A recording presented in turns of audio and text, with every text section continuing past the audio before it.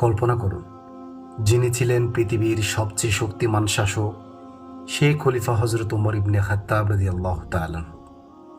এক রাতে তিনি ঘুরছিলেন মদিনার পথে। উদ্দেশ্য উম্মাহর অবস্থা দেখা। হঠাৎ শুনতে পেলেন এক মায়ের ঘর থেকে বাচ্চাদের কান্না। তিনি কাছে গেলেন, দেখলেন মা হাঁড়িতে কিছু বসিয়েছে, কিন্তু আসলে কিছু রান্না হচ্ছে না, শুধু পানি ফুটছে।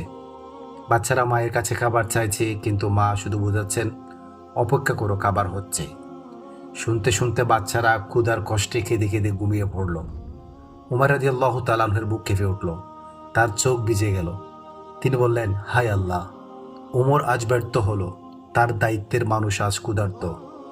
তিনি ছুটে গেলেন বাইতুল মালের গুদামে, নিজের হাতে চাল, আটা, তেল, খেজুর তুললেন। এমনকি চাকর বলল, আমিই বহন করি।